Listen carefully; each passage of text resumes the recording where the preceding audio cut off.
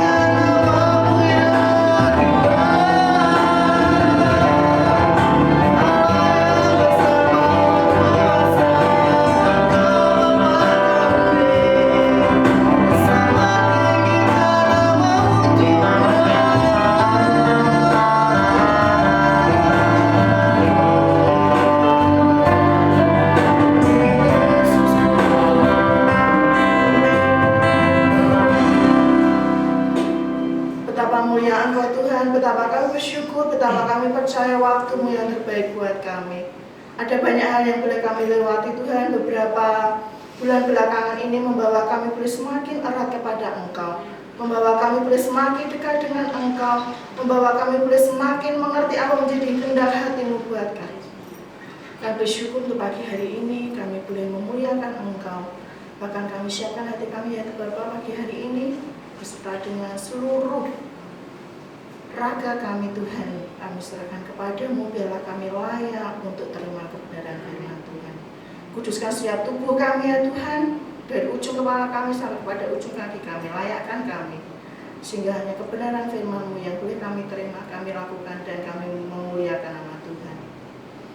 Kami mau sambut berkat firman pagi ini hanya di dalam nama Tuhan kami Yesus Kristus. Layakkan kami, khususnya hamba-Mu yang sangat sederhana ini, biarlah setiap perkataan yang keluar bukan karena kehendak hati hamba-Mu, tapi semuanya karena kehendak Tuhan. Terima kasih Bapa, di dalam nama-Mu yang kudus, Tuhan kami Yesus Kristus, kami bersyukur dan berdoa. Amin. Kami silakan duduk kembali. Ada banyak hal yang membawa kita harus selalu bersyukur. Jadi rasa syukur itu bukan suatu pilihan, bukan seperti kita saat memilih siapa yang akan jadi presiden kita, siapa akan jadi gubernur kita, wali kota kita. Tapi bersyukur itu satu kewajiban, tidak ada pilihan lain. Dan saat ini salah satu alasan di antara sekian ribu banyak alasan untuk kita bersyukur adalah badan kita yang sehat. Kita saat ini mengalami kejadian yang luar biasa ya. Di tengah pandemi corona ini kita ditempatkan di rumah sakit ini dengan bagian kita masing-masing.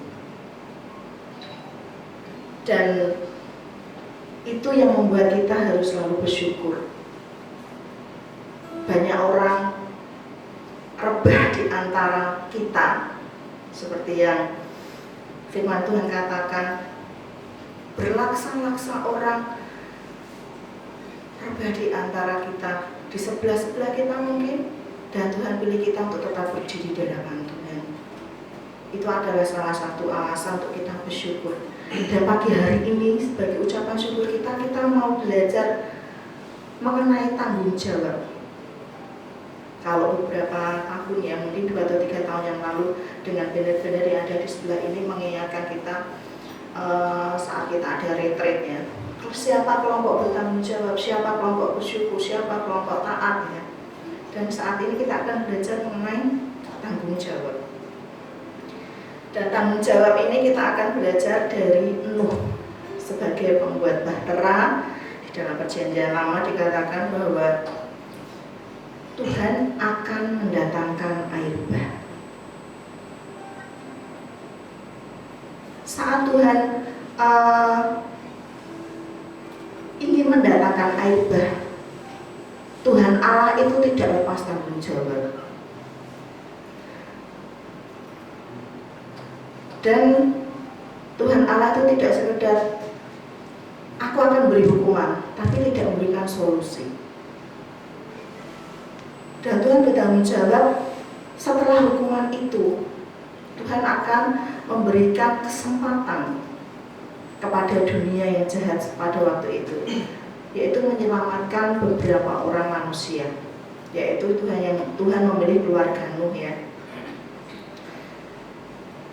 Seperti saat saya masih sekolah di SMA itu, salah satu guru agama saya bertanya begini, pada waktu Tuhan Allah menciptakan dunia ini di kitab Kejadian awalnya, kenapa Tuhan tidak menciptakan manusia pada hari pertama? Kenapa Tuhan harus menciptakan langit dulu, ada tumbuhan dulu, binatang dulu, ya, menciptakan cakrawala dulu? Kenapa bukan manusia dulu? Karena Tuhan Allah adalah Tuhan yang bertanggung jawab. Jadi saat sebelum manusia itu ada diciptakan, Tuhan itu telah menciptakan kelengkapannya dahulu untuk mendukung kehidupan manusia itu. Nanti bagaimana manusia itu makan, minum. Setelah itu pun manusia diberikan tanggung jawab untuk memelihara setiap ciptaan Tuhan. Demikian juga kita ya, khususnya mungkin kita yang sudah berkeluarga, kita yang telah dianugerahi Tuhan dengan keturunan. Pengalaman saya pribadi dulu waktu saya menghadapi kehamilan pertama itu oleh guru besar saya ya waktu itu adalah Mbak Gi itu ya, Mbak Gi yang sekarang di IGD itu adalah guru besar saya pada waktu itu, karena sama-sama di Beta, Mbak sesuk toh saat durunge lahiran ki kabeh kudu disiapke. Nyiapke sik tas besar isinya perlengkapan untuk keperluan bayi dan ibu sesudah melahirkan. Itu adalah salah satu contoh kita yang manusia saja menyiapkan sesuatu untuk anak kita kelak yang akan lahir, yang akan hadir. Jadi sewaktu-waktu kalau sudah waktunya melahirkan itu tidak usah bingung. Baju baju bayinya di mana? Daster si ibu di mana? Kan karena terus kelengkapan-kelengkapan yang lain, KTP mungkin, ya. Terus finansial mungkin itu juga perlu dipersiapkan. Demikian juga dengan Tuhan Allah. Tuhan Allah itu bertanggung jawab memelihara hidup kita. Jadi kita nggak usah khawatir. Sesuk aku mangan di apa ya? Sesuk nek bodoh aku kelambinya anyar apa ora ya? Enggak. Kita nggak perlu memikirkan bagaimana kita akan hidup besok. Karena itu telah Tuhan sediakan buat kita. Seperti keluarga Nuh yang dipilih Tuhan untuk mempersiapkan bahtera, karena Tuhan akan mendatangkan hukuman berupa air bah. Tuhan juga bertanggung jawab kelangsungan hidup manusia. Tidak akan memusnahkan manusia, tapi Tuhan memelihara kelangsungannya. Dan Nuh ini juga bertanggung jawab di dalamnya. Nuh mau mendengarkan Tuhan, mau membuat bahtera sesuai keinginan Tuhan, mau membawa berbagai macam pasang binatang untuk masuk di dalam bahteranya. Dan itu bukanlah hal yang mudah. Dikatakan di dalam kitab itu Nuh diejek oleh manusia atau orang-orang sebangsanya. Lalu panas kayak gini kok kamu buat bahtera ki apa ya? Nanti airnya laut kan jauh di sana, kamu buatnya di sini. Apa bisa nyampe airnya di sini? Terus cara menghanyutkannya bagaimana? Mungkin secara sederhana dikatakan demikian. Kita pun juga mungkin di tempat ini seperti itu. Kita telah diberikan anugerah oleh Tuhan. Kita diberikan kewajiban juga untuk memelihara kehidupan kita, keselamatan yang Tuhan berikan, kemudian kesehatan yang telah Tuhan berikan, keluarga, ayah, ibu, anak, adik, kakak atau saudara yang lain, pekerjaan yang telah kita hidupi sampai dengan saat ini, kemudian relasi teman-teman kita, baik teman-teman di dalam dunia pekerjaan maupun tangga-tetangga kita di rumah. Terus kemudian kita juga mempunyai kewajiban ini, karena kita di sini konteksnya di Panti Wiloso ya, kita akan mempersempit konteks kita menjadi pekerjaan. Kita juga wajib untuk memelihara kelangsungan pekerjaan yang telah Tuhan berikan pada kita di tempat ini. Saat kita diberikan tugas tanggung jawab oleh Tuhan untuk memelihara pekerjaan kita, kita harus lakukan itu dengan sungguh-sungguh. Jangan setengah-setengah. Seperti Nuh, lakukan dengan sungguh-sungguh. Entah orang sekitarnya mau bicara apa yang negatif tentang dia, dia tetap lakukan. Demikian juga kita lakukan. Salah satu contohnya adalah saat kita menolong pasien ya, karena saya kira di sini kita semua berjumpa dengan pasien dan keluarga ya. Salah satu contoh itu hanya perkataan, ada yang bisa dibantu lagi enggak Pak Bu? Itu suatu hal yang menurut saya itu sudah di atas. Kalau misalnya kita menghadapi orang, katakanlah ya, karena saya perawat jadi saya menyampaikan apa menjadi pengalaman saya. Sus mau tanya, Bu ini, Bu Sri katakanlah ya, tidak ada namanya Sri ya, itu di kamar nomor berapa? Kamar nomor 10 Bu. Oh ya. Nah terus nanti sebelah ibu lurus, atau mungkin nanti belok kiri, belok kanan, lurus aja ya itu ya. Itu suatu informasi yang tadi kan pertanyaannya di mana? Oh kamar ini, tapi kita melanjutkannya dengan cara mencapai kamar tersebut bagaimana. Itu juga hal yang sederhana yang membuat orang lain senang. Atau mungkin saat kita ditanya, Sus itu sebetulnya apa itu namanya? Kalau mau ketemu sama dokternya bagaimana? Oh ya, ketemu dokternya, dokter yang merawat itu ini, datangnya jam sekian, silakan kalau mau konsultasi dengan dokter tersebut. Nah, terus kita tanyakan lagi, ada pertanyaan yang lain nggak Bu? Nah, itu satu hal yang mungkin sangat sederhana, yang mungkin sering kita lupakan, tapi itu sangat membantu orang lain. Satu hal yang berlimpah, jadi kita tidak hanya menuangkan air segelas aja, tapi kita sampai dengan meluber, ya, memberikannya dengan meluber. Itu salah satu contoh saja. Nah kita, karena yang kita hadapi ini sesama kita, mungkin kalau saat ini ditanya, emang pasien-pasien itu siapa kamu kenal? Enggak ya, karena itu sesama kita. Kenapa kita harus mengasihi orang yang enggak kamu kenal? Karena itu sesama kita. Nah, kita akan belajar mengenai kasih kepada sesama di dalam Lukas 10 ayat 25 sampai 37. Saya akan bacakan buat saudara, saudara bisa menyimak firman yang terpampang di depan.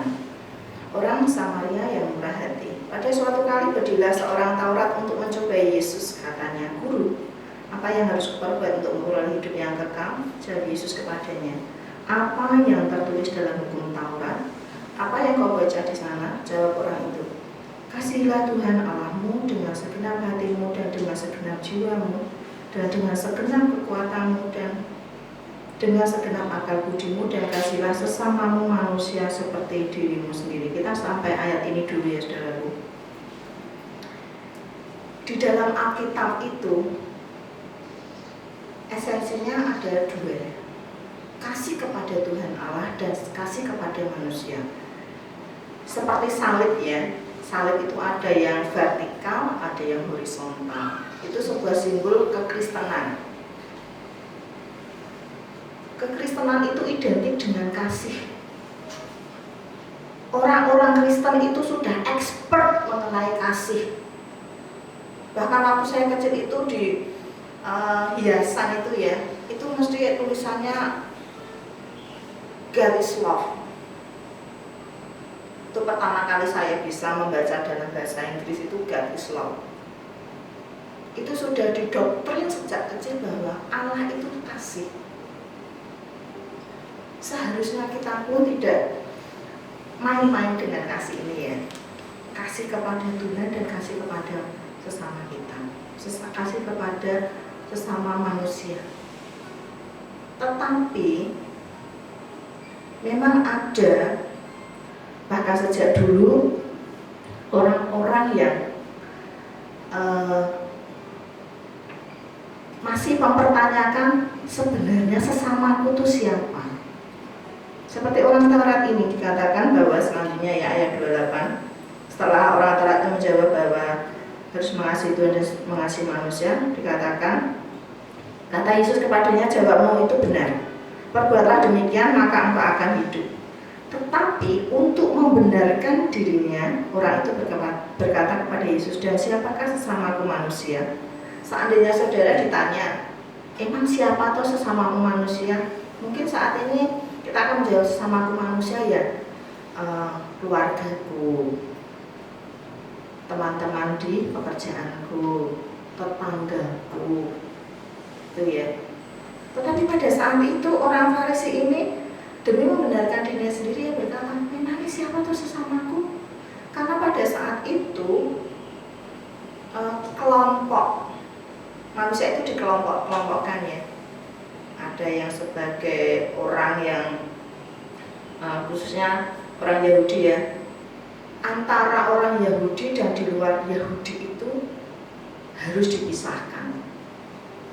Nah, itu yang membuat manusia itu mempersulit dirinya sendiri untuk mengatakan kamu manusia, kamu sesamaku. Karena mereka masih menganggap dirinya itu lebih berharga, lebih tinggi status sosialnya daripada orang yang ada di sebelah kiriku. Ya. Kalaupun saat ini kita mungkin memiliki pandangan bahwa kita lebih tinggi status sosialnya, kita lebih tinggi kekayaannya, berarti kita tidak jauh beda dengan orang Taurat ini. Sepanjang orang itu lahir dari rahim perempuan, saya rasa itu bisa dikatakan sebagai manusia. Terlepas dari mungkin dia tidak sempurna mungkin secara fisiknya, mungkin dia tidak mempunyai mungkin pakaian yang layak. Tapi kita harus belajar hal yang sederhana. Kita memikirkan siapa sih sebenarnya sesama kita. Kita masih mengkotak-kotakkan mereka enggak? Kita masih menganggap bahwa kamu nggak layak jadi temanku. Kalau kamu pakainya sandal jepit kok, aku kan enggak. Kamu bukan temanku karena bajumu bukan dari brand yang ternama. Kamu bukan temanku, gayamu itu sudah nggak sesuai dengan seleraku. Kalau kita membeda-bedakan seperti itu, berarti kita harus belajar dari Tuhan Yesus. Belajar dan belajar dan belajar dan mau berubah. Di sini tadi diceritakan bahwa ada seseorang yang dirampok ya, kemudian dilalui seorang yang kebetulan imam tapi melewatinya. Kemudian ada Lewi datang dan melewati orang tersebut. Kemudian ada seorang Samaria. Samaria ini bukanlah orang yang diperhitungkan karena dia dianggap tidak layak. Mungkin pada zaman itu orang Samaria itu ya bukan sesama manusia, karena beda strata sosialnya. Tapi justru orang Samaria ini luar biasa, penuh dengan kasih ya saudaraku. Saya bacakan secara jelas saja. Dia membalut luka-lukanya, kemudian menyiraminya dengan minyak dan anggur. Mungkin kalau kita lihat, oh orang ini butuhnya apa toh? Orang luka ya dibersihkan lukanya, kita rawat lukanya. Tapi orang Samaria ini luar biasa. Dia menaikkan orang itu ke atas keledai, kemudian membawa keledai tunggangannya ya. Jadi dia memilih untuk berjalan, kemudian membawanya ke tempat penginapan, menemaninya keesokan harinya. Ia menyerahkan 2 dinar kepada pemilik penginapan, menyerahkan karena dia akan melakukan hal yang lain. Jadi dia menyerahkan pada pemilik penginapan, ditinggali uang. Oke, saya saat ini berada di bagian administratif katakanlah. Kita akan lakukan dengan hal yang melebihi ekspektasi. Mungkin bertanya, yang punyanya Pak, katakanlah Pak Martin, punya Pak Martin, administrasi sudah selesai belum Bu? Misalnya ditanya, oh sudah. Nanti, informasinya kan tidak hanya sekedar sudah Bu, pasti akan ada kelanjutan. Ini nanti berikan kepada perawatnya untuk mengambil obat. Nah, itu mungkin informasi-informasi yang sangat simpel, tapi itu adalah hal-hal yang membuat kita berkelebihan, mempunyai kelebihan. apapun itu di bagian kita. Mari lakukan, tidak hanya sekedar karena kita harus melakukan, tapi lakukan dengan berlebih dan berlebih, sehingga nama Tuhan dimuliakan. Seperti yang Nuh lakukan dengan sungguh-sungguh, demikian juga dengan kita. Kita akan membaca di dalam Amsal 3 ayat yang ke-27. Demikian firman Tuhan, janganlah menahan kebaikan daripada orang-orang yang berhak menerimanya, padahal engkau mampu melakukannya. Kalau kita bisa berkata-kata dengan baik, katakanlah dengan baik. Kalau memang orang itu berhak mendapatkan perkataan yang baik, berikanlah perkataan yang baik. Kalau kita di sini mungkin ada yang punya asisten rumah tangga ya, atau mungkin kita punya usaha dan punya karyawan, kita akan berikan apa menjadi hak mereka, gaji bulanan mereka, atau mungkin tunjangan hari raya mereka. Kalau itu memang hak mereka, kita harus berikan buat mereka. Anak kita berhak menerima perlakuan yang baik dari kita, mari lakukan dengan baik. Kalau mereka sekolah membutuhkan perlengkapan sekolah, ya mari kita berikan perlengkapan itu dengan baik. Kita nggak boleh menahan kebaikan itu dari orang-orang yang berhak menerimanya. Karyawan itu hanya menerima apa saja, ini, ya mari berikan itu dengan baik, jangan menahan. Keluarga kita berhak menerima apa aja, ya mari berikan itu dengan baik. Baik itu mungkin yang terlihat maupun yang tidak terlihat. Kasih kita, uang kita, tenaga, barang-barang, semuanya kita lakukan karena kita mau belajar mentaati firman Tuhan, turut bertanggung jawab di dalam kelangsungannya. Puji nama Tuhan, saudaraku. Bila kebenaran firman Tuhan pagi ini membawa kita untuk lebih lagi bertanggung jawab melakukan apa yang benar di mata Tuhan. Amin.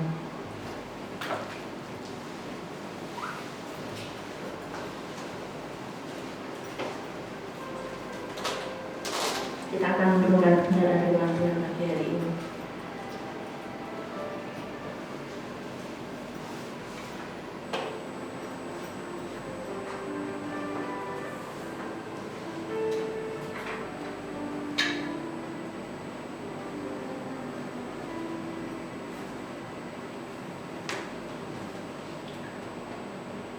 Berikanlah kepada kami ya Tuhan hikmat yang daripada Tuhan untuk kami boleh melakukan apa menjadi kehendak Tuhan.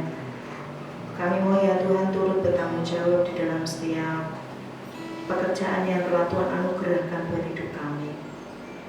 Kami bersyukur karena Tuhan tidak pernah ingkar janji, karena Tuhan selalu mengasihi hidup kami, dan kami bersyukur kalau Tuhan memberikan kesempatan pada kami untuk belajar bertanggung jawab di dalam setiap hal yang telah Tuhan percayakan buat hidup kami, khususnya pekerjaan kami tempat ini. Dan kami bersyukur untuk rekan-rekan kerja kami, kami bersyukur untuk seluruh pasien dan keluarga yang telah Tuhan percayakan untuk kami rawat di tempat ini. Kami bersyukur untuk setiap keluarga yang mendukung kami. Kami bersyukur untuk setiap kesehatan yang telah Tuhan taruh di dalam tubuh kami. Kami bersyukur untuk kebenaran firman-Mu yang boleh kami terima pagi ini ya Tuhan. Biarlah kami melakukannya dengan kasih kami kepada Tuhan. Kami boleh mengasihi sesama kami, khususnya di tempat ini. Mungkin ada banyak hal Tuhan yang membuat kami seringkali menerima bahan ejekan, bahan olokan, tapi kami tetap bersyukur pada Tuhan karena Engkau senantiasa memberikan penghiburan buat kami. Kami bersyukur karena Tuhan senantiasa memproteksi kami di tengah pandemi COVID ini ya Tuhan. Kami bersyukur karena kami tetap menikmati berkat Tuhan, kami tetap menikmati anugerah Tuhan, kami tetap boleh menikmati banyak hal yang terjadi dalam hidup kami. Terima kasih Tuhan. Berapapun kami yang hadir pada pagi hari ini, kami boleh semakin mengerti apa menjadi kehendak Tuhan. Dan kami boleh melakukannya dengan sungguh-sungguh seperti yang telah melakukan. Biarlah kami boleh belajar untuk sungguh-sungguh Tuhan, sehingga Engkau boleh bersukacita karena ada di dalam hidup kami. Kami menyerahkan Tuhan untuk seluruh aktivitas kami, khususnya di Rumah Sakit Panti Loso Dr. Cipto ini ya Tuhan, bila sepanjang hari ini Tuhan Allah akan turut campur tangan, membuat berhasil setiap pekerjaan tangan kami. Memberkati Tuhan untuk staf direksi yang ada, memberkati seluruh karyawan yang ada. Biarlah Tuhan sendiri yang akan memberikan kami kesehatan yang luar biasa, sehingga kami tetap dapat melayani di tempat kami masing-masing. Kami mohon ampunnya Bapa atas segala dosa dan segala pelanggaran kami, segala motivasi kami yang tidak benar, Tuhan kiranya akan luruskan. Berkati juga ya Tuhan, untuk seluruh pasien yang ada, biarlah mereka mendapatkan perawatan yang terbaik, dan mereka mendapatkan sukacita karena Tuhan turut ada di dalamnya. Kami mau serahkan ya Tuhan, untuk saudara-saudara kami yang pada saat hari ini berulang tahun, untuk Ibu Endang, dan juga untuk Ibu Kristiani, biarlah Tuhan sendiri akan berkati menolong mereka, biarlah mereka senantiasa merasakan pertolongan dan bahkan berkat Tuhan yang melimpah atas hidup mereka. Kami mau serahkan ya Tuhan, untuk kami yang sebentar akan kembali kepada aktivitas kami, Tuhan kiranya akan menyertai menolong kami. Jaga setiap kami Tuhan, supaya kami tetap berada di dalam koridor kasih Tuhan dan melakukan apa yang benar di hadapan Tuhan. Terima kasih Tuhan Yesus, terpujilah nama-Mu dari selamanya sampai selamanya. Amin. Kami uji nama Tuhan, waktu Tuhan.